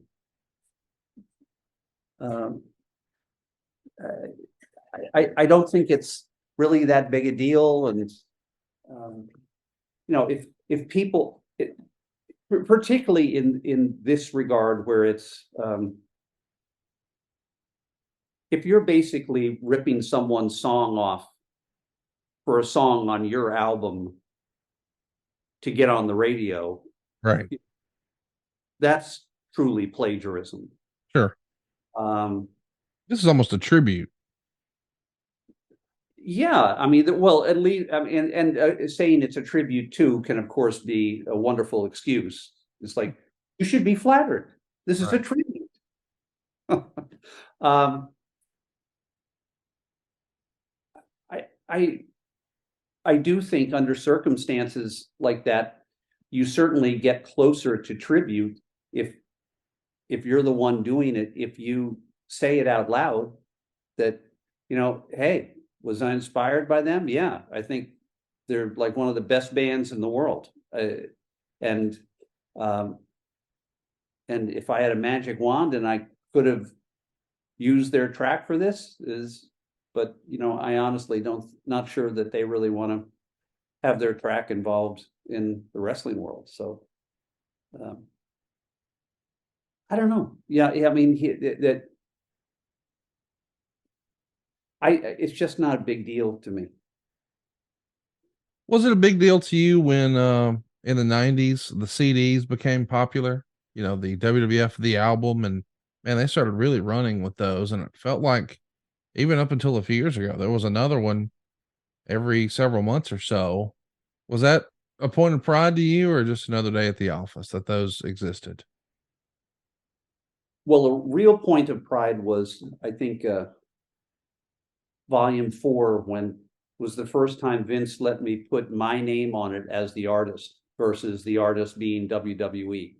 So that felt good. And then when it went to number 2 on the Billboard charts, when the Beatles were number 3, it was always felt to me like the classic Western story where the kid who's trained by the old gunfighter comes back 20 years later and they have the showdown on the main street and the kid shoots him, So I honestly felt guilty. I felt like I should call him and say, like, I am so sorry. Yes. But yeah, that was cool. That was a cool thing. Did it bother you that historically WWE, I mean, a lot of television programs that do less ratings than WWE do, they have credits to start the show, to finish the show, and it Yeah. doesn't really exist in this world. Did that bother you at all? Yes. Yeah. It's because credits are a really key, important promotional feature if you're in the entertainment industry. It's almost like your billboard or your calling card is people see a movie and they're really curious, like, who did the music to this movie? Oh, yeah, that's cool. I got to check him out and see what other kind of stuff he's done. Right. So, I happen to think that it's not quite as easy as Vince would always say, like, oh no, I want to give every minute possible to the fans. That I'm absolutely certain it was a Vince control issue, was Yes. keep the troops under control. You don't want people getting discovered by some other entity and bought away. So, but that's fine. I mean, but yes, it was, how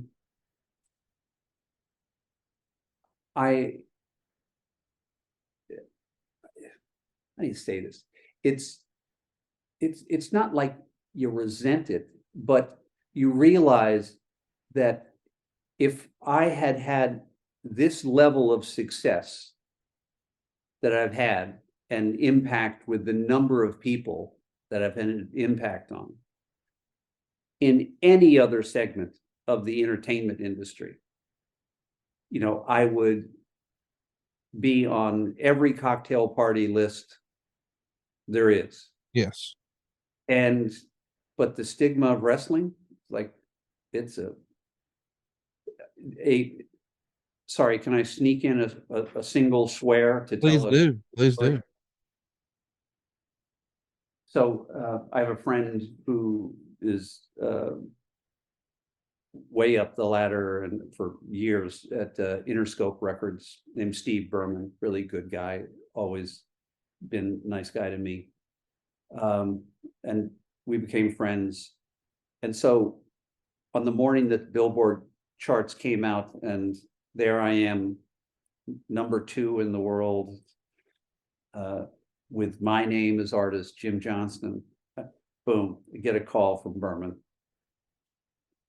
He goes, you know what everyone in the music industry is thinking this morning? And I said, what? He goes, who the fuck is Jim Johnston? And how is it that he has the #2 record on the charts? And I have no clue who he is. Wow. And, and of course he's joking, but at the same time, he's not joking. Right. A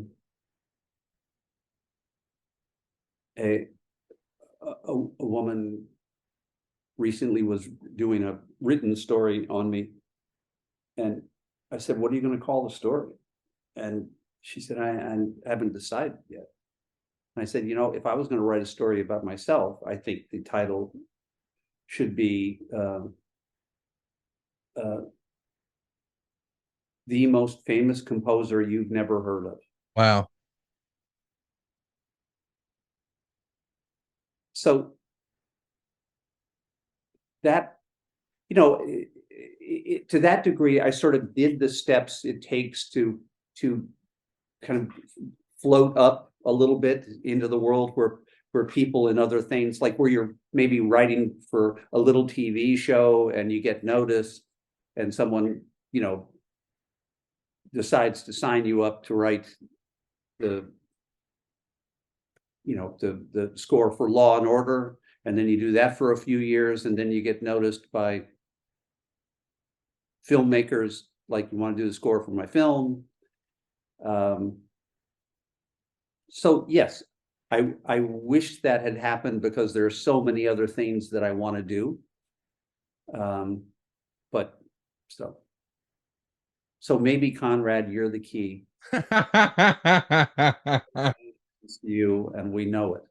Hey, tell me about All right, one quick tangent story. That's another thing that always amazed me about that. Truly was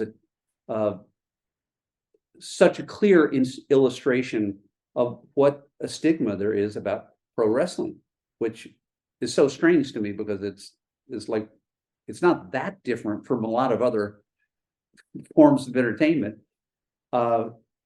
Is like, back in the Attitude Era, I would have people who were, legit people, lawyers and doctors and wealthy people, coming to me like they're buying crack or something. Hey, Jim, there's going to be a show at the Garden coming up. My kids are completely into this stuff. Is there any chance you could get me some tickets to this thing?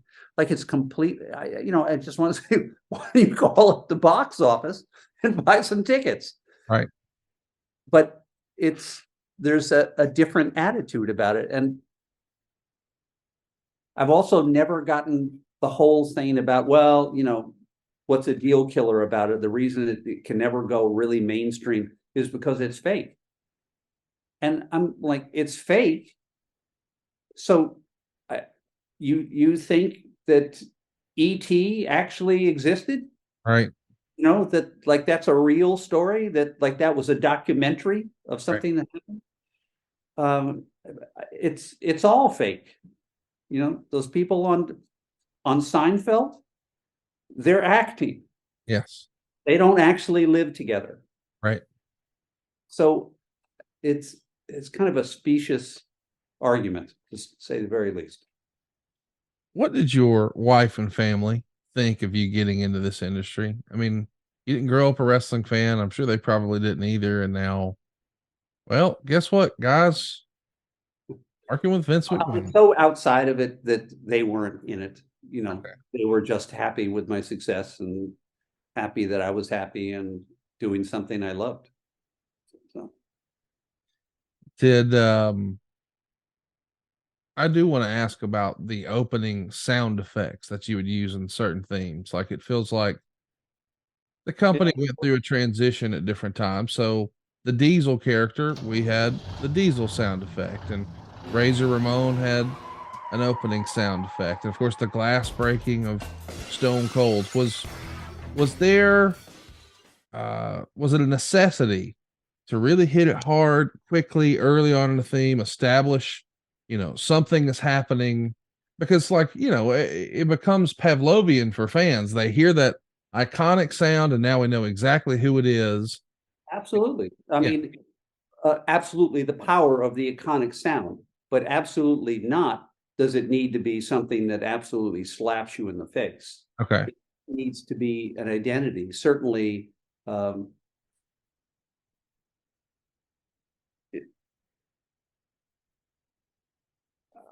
just thinking of examples.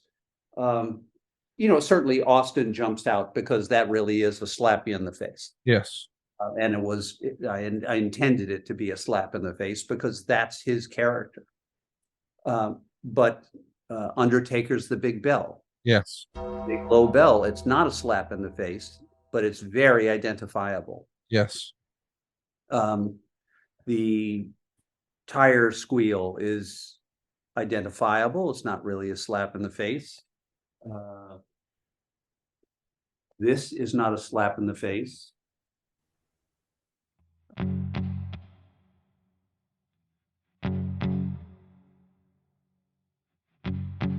Longest intro, and it's a nothing thing. And I just did that and put some voiceover things on it. You think you can tell me what to do? You think you're better?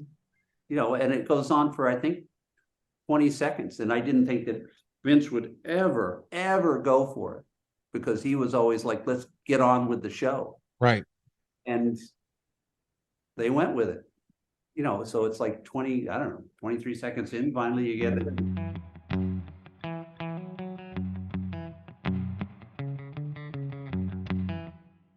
So it's there's that feeling, having been asked this question before, and it's always asked from the angle of, how do you come up with that big slap in the face sound at the beginning of everything? And the fact is, I guess maybe it's the biggest proof of my saying so many times about how it makes you feel. Is there are a bunch of them that are not a slap in the face. It's just an identity that puts you into that world, into that character's world, that takes you out of where you were 3 seconds ago, and now you're over here. And it doesn't have to be a slap in the face. It can be a whisper. You think you know me? Yeah. You think you know? When we're talking about the sound effects, there's some similarities where you hear the tire squealing in Razor Ramon's opening theme, and then you hear it sounds like the same except with the crash in Mankind's, right? It's a different skid, but yeah, a skid's a skid, basically. Yeah. Was that a well, but Mankind, or Mick Foley, he's kind of a train wreck. yes, Like a walking train wreck.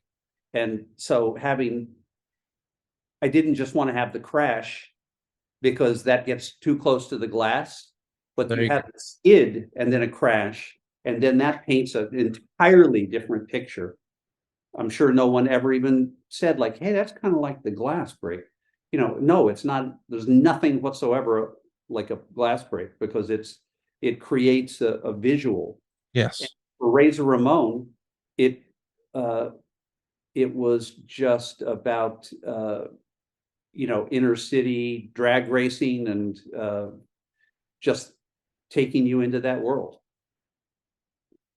I just I love the thought that goes in to the themes, especially a guy like Mankind. I think that's the first time you got to do one theme for an entrance and one theme for an exit. Was that your idea? The only time.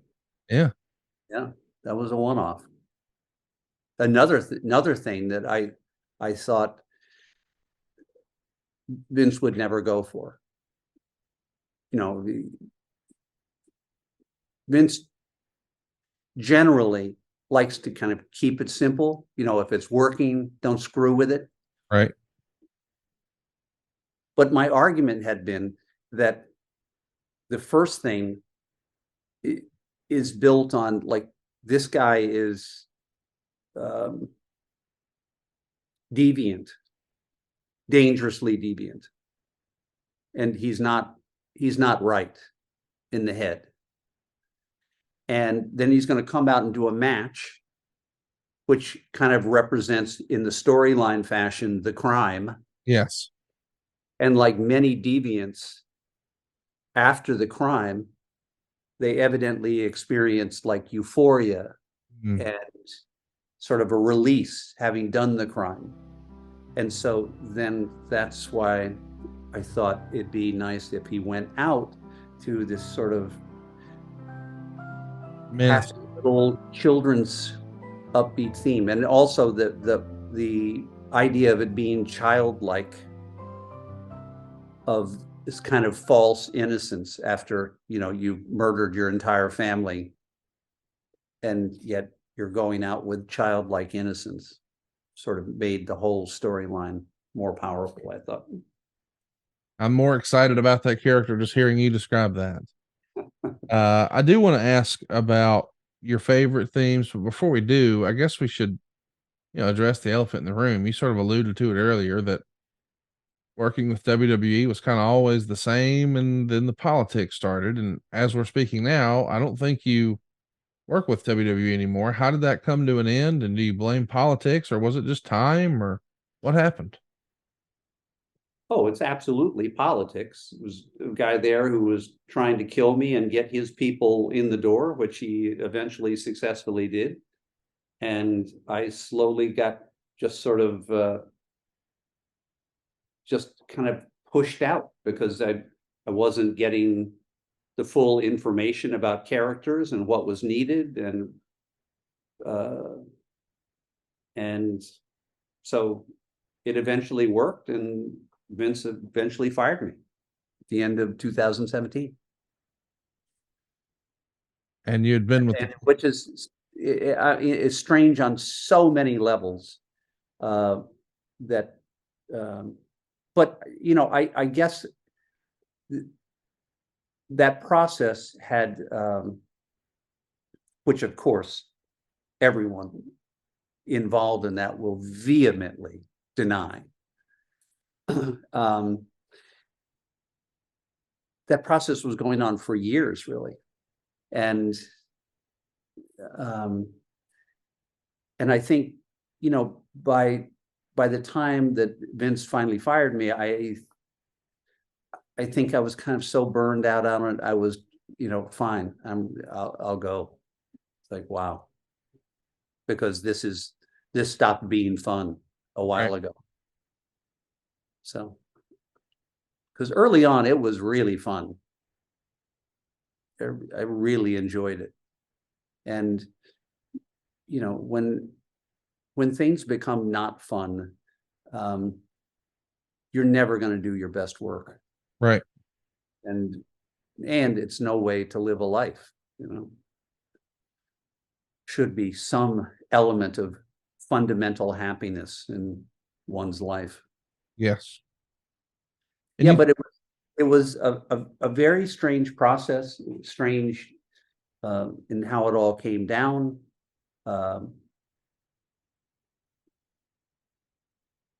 Strange in that I know from people who were still there that, man, I disappeared.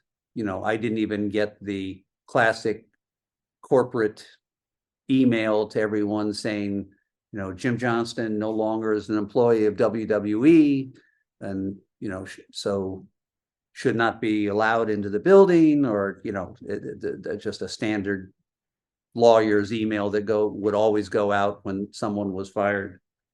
But it was just like, boom, that's it. And I never heard from anyone there. Even still, you haven't. Never.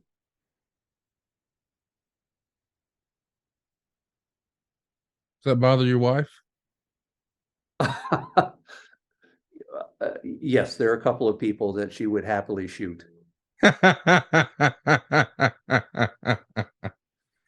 You know, I know as men sometimes the providers of the household and whatnot, we just sort of live to take our losses and take it on the chin, but our wives sometimes in the background have a pretty strong opinion. And I imagine, given your time there, that could have been the case. Yeah, but yeah, it's nice to have the support. You know, Sure. But at the same time, I would always encourage her, don't, not worth thinking about. Right. Totally agree. Um, we'll edit this out if you're not comfortable with it, but I assume the folks you're talking about are the CFOs, because that's who started to do a lot of the themes, right? Well, those are the guys who came in the door, but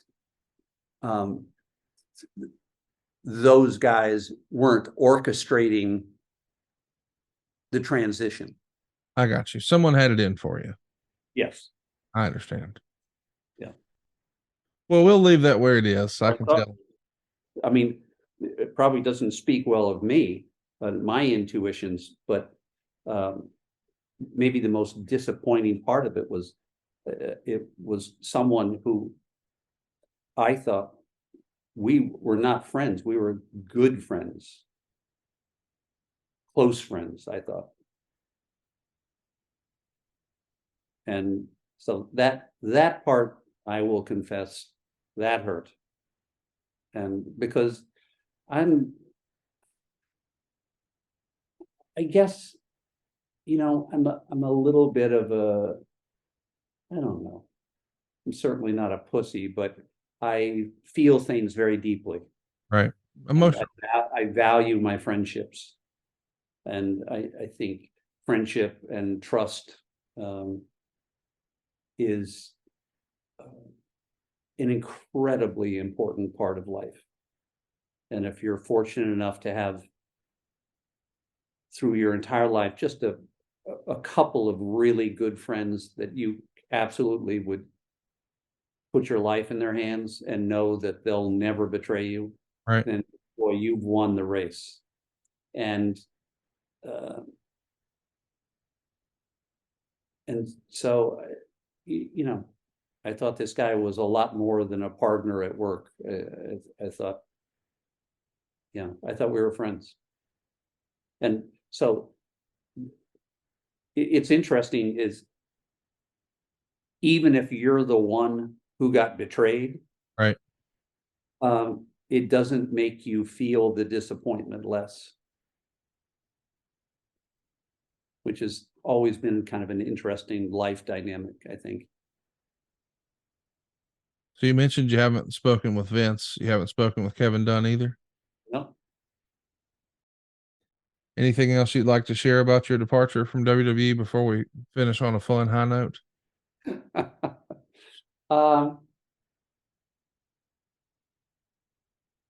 No, yes.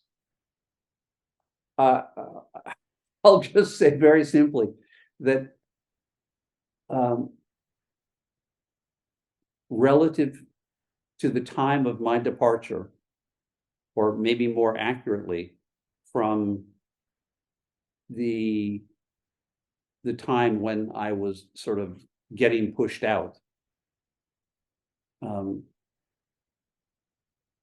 I think trying to be as objective as possible and hearing a lot of feedback from other people involved, including a bunch of the wrestlers over the years, that there is a strange coincidence between that time and when the music started to get really generic and not so good. Yeah. I'm sure that's just a coincidence, though. I'm sure it's just a coincidence too. You know, you've expressed that you like the idea of doing stuff outside of wrestling. Would you be interested in working in the wrestling space more, or is that in the rearview mirror and now it's on the new challenges? I actually approached AEW at one point to write some themes for them, with no interest. Now, the way I approached, it's very possible that the people in charge never got that memo. But I can make sure they get a memo. okay, I'd be happy to write some themes for them. I'd be happy to write some themes for WWE, but I don't want to get. I would never want to get as immersed as I was. Right. But it's almost a frustration to me the few times I'm just going through the cable stations and I land on one of these programs and just everything seems so. I'm like shaking my head. It's like, what does this music have to do with anything? What is, we've gone from a time when you could be cooking in the kitchen and the TV's 2 rooms away and you could tell who's coming out to the ring. And now it's noise to me. So I don't understand, how did that transition happen where it seemed to just get down to just the pure noisy spectacle of it all, and we kind of lost that magic of it's all about character and storyline. Since we mentioned AEW, I want to ask, what do you think of them licensing quote unquote real songs? For show themes, I think it's great. I mean, or it can be great, but you really have to pick very carefully. The difficulty with outside music is people already have emotional associations with it. Yes. So you hear a song and it takes you back to, oh, that's when I first kissed my wife in the car that night after dinner. It's like, that's great, but that's not what you want people in an arena to be thinking about when your most important guy is coming out. Right. You want them thinking about your most important guy. It's like when Undertaker music plays, you only were thinking about Undertaker. You weren't thinking about when you kissed your wife for the first time. So using outside music as entrance themes, I think can make the wrestler feel good about himself, maybe. But that's the end of the positives in my opinion. Now it's misleading. It should be like every music score for a film. It should be all original music and unique to that character, because you're branding that character. There's a character over on AEW that you think a lot of, and Chris Jericho, and he comes out to a song that his band sings, Judas by Fozzy, and the entire crowd sings along. Have you seen that? What do you think of that? I haven't. But good for him. Do you like that idea of there being a theme song that the entire crowd sings along with? Absolutely. Yeah. Yeah. It's like, well, what was Fandango? There you go. Yeah. So it's not lyrics, but they're singing along with the melody. By the way, what's the chant now? They're actually humming Fandango's entrance theme. Oh, Lord. Yes. So, yeah, I think that's great when you can get the crowd involved. I don't think it should be a goal all the time, because if the crowd is involved, that means to a certain degree, you're now making it a bit about them. Right. And whereas in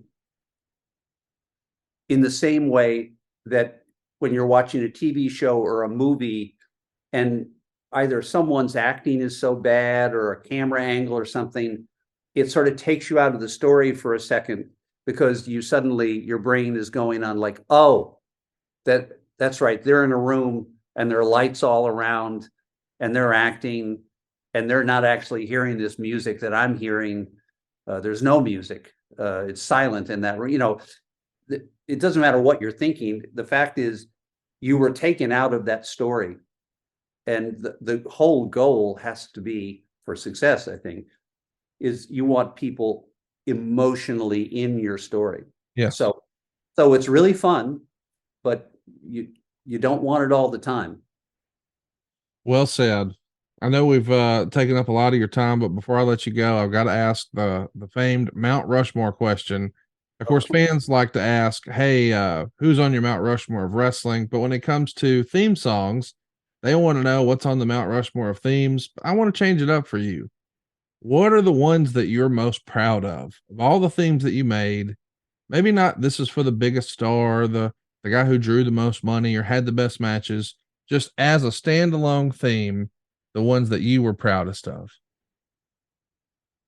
It is so hard to answer that because I guess it changes anytime I might be asked.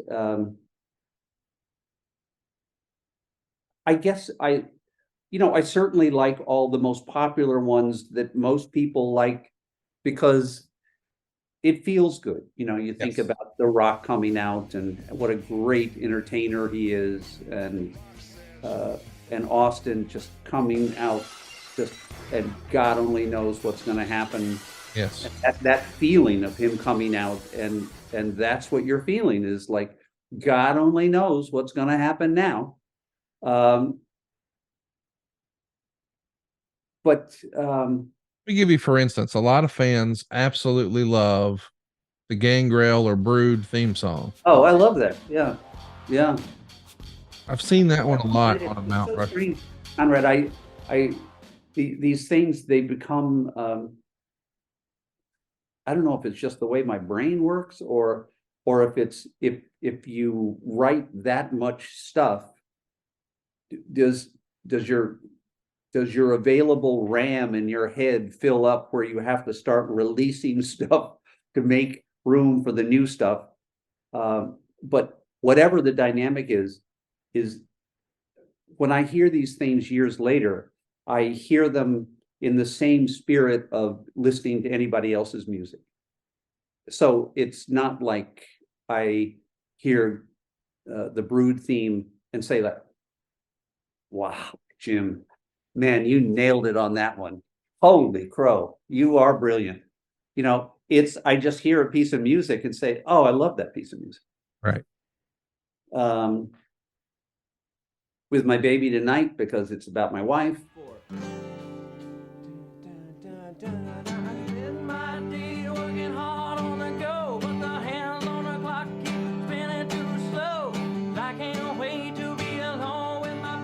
Well, Zebrahead's recording of my song With Legs Like That, because that's also about my wife.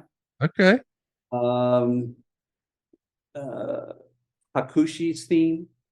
I love that. I had written that just for myself, and then I was listening to it one day when and I thought, like, oh, I got to give this to Vince. This is the opposite of Undertaker. Right. Whoever the angel version of Undertaker is, this is his theme, and I played it for him, and it took him a while to find the right person to play that role, but they went with it. I love the song Gonna Punch Someone Tonight. Yes, I'm gonna have to punch someone tonight. I don't know. You know, in a strange way, I love them all, because one of the baselines for my feeling like I'm done, like I'm finished with a theme, Right. is if I don't like it, I just have always found it insane to put it out there thinking somebody else is going to like it. It's like you have to start with, I really like this. I think this is great. Somebody call my mama. You know, strange weird ones like that are fun, just because they're Yeah. It's different. it's like, where did this come from? And why? So Well, listen, I don't know what I expected today, but this exceeded all of my expectations. I can't thank you I'm enough. glad. for all It's been the nice time. to finally, be able to say more than hi to you Yeah. at that event in Chicago, and where you're so absolutely out of your mind trying to organize It was a little crazy. 5,000 people and the timings and 12 different rooms, and I can't imagine. It was a lot, but I'm glad we finally made it happen. I greatly appreciate the time today, and you've given us as much as you possibly can. It's so nice to catch up with you, and I hope that we haven't seen or heard the last of you in wrestling. We, as fans, man, we just can't thank you enough for all your contributions because Well, Conrad, thank you. It's kind of you to say, and it's kind of you to have me on, and I appreciate it. It's been a nice non-interview, just conversation, and I appreciate it. well, I appreciate you, and you hit the nail on the head early on when you said that wrestling is about the story and the way it makes you feel, and the music especially. And so many of us, maybe we keep up with wrestling sort of passively now. Maybe some of the folks listening to this still consume every minute of it that's on television. But I think all of us are still trying to chase the way it made us feel when we were kids. And you were such a big part of that. Some of these wrestlers grow up and you reveal that they are not maybe the best people in the world, and your heroes let you down, or man, that guy passed away awful early, and this guy's not exactly aging all that gracefully, and oh, he did some bad behavior. But man, your music never did that, and it's never let us down, and it's such a big part of our childhood and our fandom. And I don't think you get your flowers often enough. So this is me doing my best to do that for you today because I really appreciate it. Well, damn, you made my day. Thank you, Conrad. That's incredibly kind of you to say. It's the way we feel, man. Thank you. Great. And I hope that the world has not heard the last of me. Oh, amen to that. Thanks for tuning in, everybody. See you down the road. All right. Thanks, Conrad.